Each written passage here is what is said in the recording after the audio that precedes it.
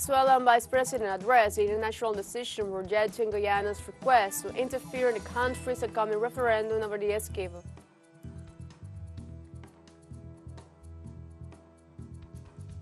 Fighting has resumed in the Gaza Strip as the local health ministry confirmed that so far 31 people have been killed since the resumption of Israeli attacks after the humanitarian ceasefire expired.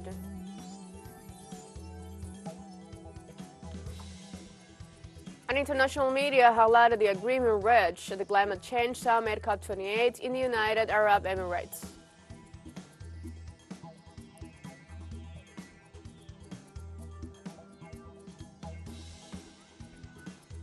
Hello, welcome to From the South. I'm Ana Rosabal from TeleSUR Studios in Havana, Cuba. We begin with the news.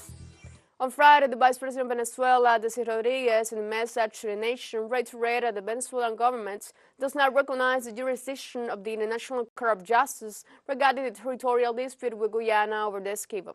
The International Court of Justice on Friday in the Netherlands rejected the measures requested by Guyana in relation to the suspension of the consultative referendum on the Essequibo, and in its sense, Rodriguez expressed that nothing in national law allowed the court to interfere in the internal affairs of a country which will be held on Sunday in Venezuelan territory. In this context, government of Venezuela manifested its legitimate right to organize its consultative measure and recalled that with respect to the Essequibo, both nations have the Geneva Agreement historically accepted by the parties as the only valid instrument.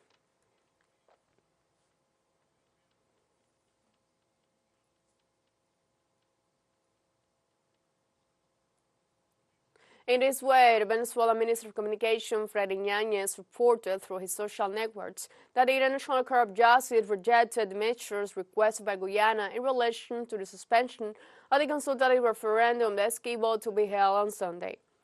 The government of Venezuela confirmed that the International Court of Justice rejected the measures requested by Guyana in relation to the suspension of the consultative referendum on the Essequibo.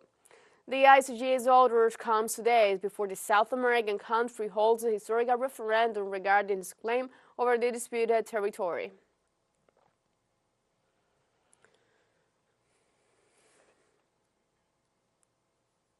On Friday, Venezuelan authorities announced the end of the campaign activity for the celebration of the consultative referendum in defense of the Guyana Essequibo is scheduled for December 3rd.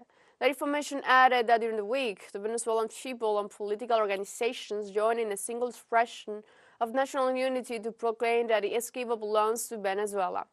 In this sense, a member of the campaign command made a call to the citizens to defend the Essequibo through its participation in the consultative referendum and asked them to reject that foreign forces such as ExxonMobil illegally exploit Venezuelan mineral resources.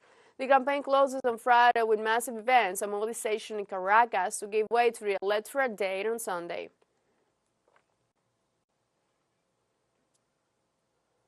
With prior agreement, 108 government legislators removed 4 magistrates of the Supreme Electoral Court of Guatemala from a post being accused of alleged financial frauds.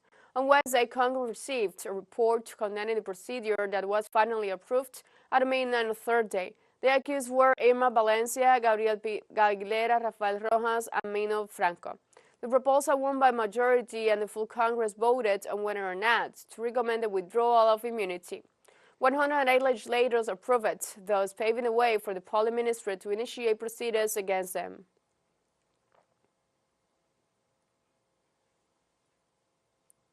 Panama Mining Company, a subsidiary of Canadian company First Quantum, has confirmed that it has taken steps with the Ministry of Labor of Panama to suspend a contract of 10,000 workers. The company, which has already tried to confront its employees with those who oppose the counter-mining project, qualified the announcement by saying that it's a temporary measure and holds responsible those who carried out peaceful protests at the port of Punta Rincon. These acts are described by the Canadian company as criminal acts, although the Supreme Court of Justice had ruled that it is the company that is defending unconstitutional projects. However, the Union of Workers Minera Panama points out that early in February, without the blockades, they made a similar request. On Thursday, Antonio Soledad Perez, the director of the municipal police in Fresnillo, north central Mexico, was shot and killed. The incident occurred in the afternoon when the agents were patrolling one of the main roads of the city in the state of Zacatecas and were ambushed by an armed commando. Some national media report that although the attack was aimed at the police chief, one of the companions also lost his life and 2 other police officers were injured. And a dog from the canine unit also died in the violent shootout. Confrontations between Jalisco New Generation Cartel and the Sinaloa Cartel have exponentially increased violence in Zacatecas. Environmental defender Quinto Inuma Alvarado has been shot to death in an area of the Peruvian rainforest that's seen high tensions between indigenous people and illegal loggers. The indigenous leader had been threatened relocations, and the Ministry of Justice had ordered protection measures for him. However, on Wednesday in the district of Juminbayok, in his hometown of Santa Rosillo, Giganuku, Inuma Alvarado was murdered. According to the Ministry of the Interior, the indigenous leader was with his wife and children when armed individuals fired several shots at him. Quinto Inuma Alvarado denounced the indiscriminate logging of species in the area. The Interior Minister announced an investigation has been launched. On Thursday, El Salvador legislature granted President Nayib Bukele a formal leave of absence as the 42-year-old leader launches a controversial re-election bid. The 6-month leave of absence requested for Bukele and Vice President Felix Ulloa begins on Friday and runs until the end of May 2024, when the presidential term ends. The Salvadoran Congress, dominated by Bukele allies, passed Measure 6712 and designated Claudia Juana Rodriguez de Guevara, the president's subsecretary, as his interim replacement. Last year, Bukele announced he will seek another term in office after the Supreme Court had early allowed him to run for re-election, sparking intense debate over the ruling's constitutionality. The Salvadoran Constitution imposes single-term limits on candidates for presidential election, barring anyone from banning who has served as the President of the Republic for more than 6 months, consecutive or not, within the 6 months before the presidential period. Let's take a short break, but remember you can join us on TikTok at TeleSUR English, where you find news in different formats, new days, and more. Our story is coming up, stay with us.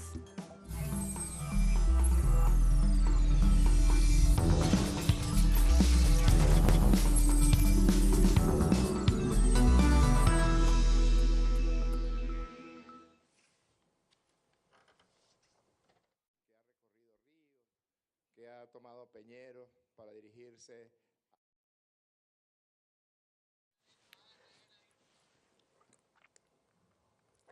And we're seeing that on this December 3rd, the National Electoral Council has set up 15,000 voting centers and 28,000 police stations. And let's listen to the statements of Rodriguez. Let's listen to the statements of Rodriguez that is going to say some declarations regarding what the International Court of Justice had just stated on this morning regarding the Essequibo. And let's remember that on this date, and let us remember that on 15 November, let's remember that on 15 November, the Venezuelan Vice President, Essequibo Rodriguez, presented before the International Court of Justice the arguments of our country in defense of the holding of the consultative referendum. Let's listen. The decision of this sovereign National Assembly of summoning to the consultative referendum in compliance with the Article 70 for the people to say their willingness on this Essequibo dispute. So we praise the judicial team that have arranged and organized all these Essequibo. And so the Guyanese government has been defeated on the decision of the International Court, as they requested the removal of third questions on the consultative referendum. So the presentation of our team has been accepted by the International Court of Justice, as it rejected the appeal, the request of the Guyanese government. We expressed our conviction that on December 3rd, all Venezuelan people are going to vote to express their willingness in the compliance of within the frame of the Constitution of Venezuela. According to the ruling of the International Court of Justice, Guyana must stop its aggressive stance, its provocative stance, and it must respect the Geneva Agreement. So it must stop the warlike stances and the installation of military bases. We insist that the territories still pending to be delimited must be respected in any way. No, in any, we are not going to allow any interference on the Venezuela's integrity, and so the joint action of the International Court of Justice, well,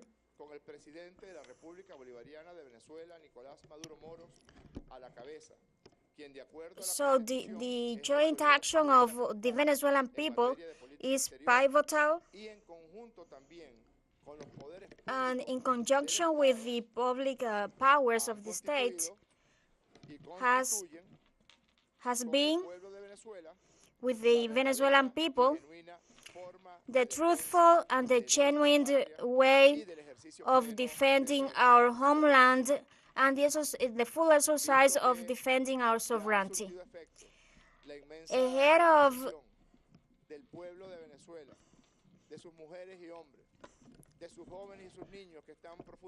all Venezuelan people, youngsters, women, are involved in the defense of the Essequibo dispute.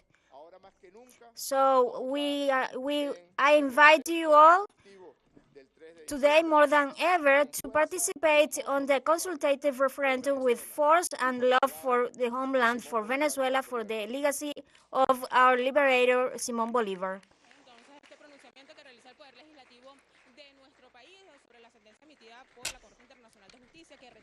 This was the pronouncement.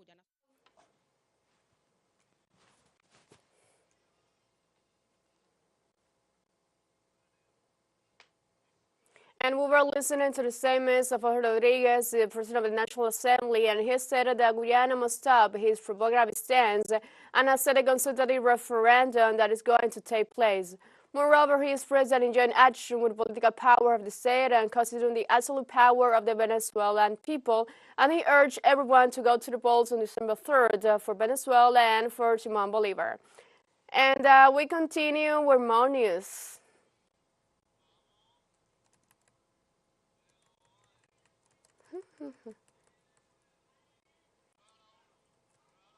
And the Gaza ministry confirmed on Friday that so far 31 people have been killed since the resumption of Israeli attacks on Gaza.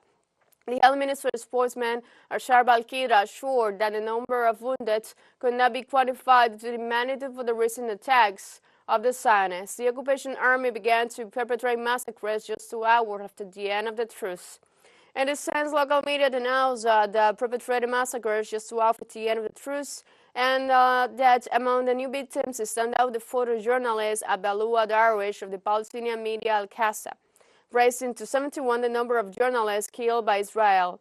James Elder, spokesman for the United Nations Children's Fund, expressed his rejection of the resumption of the siege from his hospital that is attacked.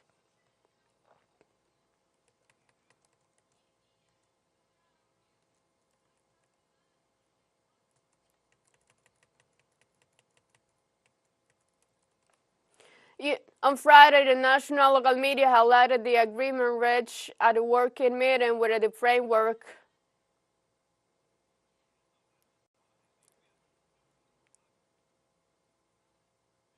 On Friday, the national media highlighted the agreement reached at the working meeting with the framework of COP28, where world leaders participate in the climate action negotiations in the United Arab Emirates. So far, countries agreed to launch a loss and damage fund for vulnerable countries devastated by the natural disasters.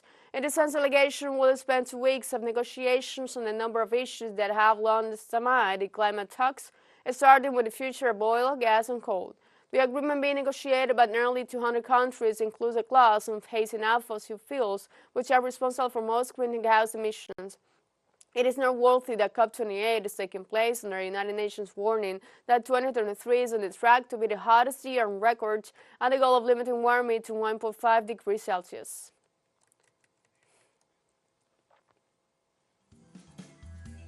And we have come to the end of this brief, but before saying goodbye, we want to thank our Caribbean audience, especially the audience of Trinidad and Tobago. We are pleased to share our newscasts and contribute to provide an alternative news source of the latest world events. You can find these and many other studies on our website at telesurenglish.net, and join us on social media, Facebook, X, Instagram, Telegram, and TikTok. For TeleSUR English, I'm Ana Rosabal. Thank you for watching.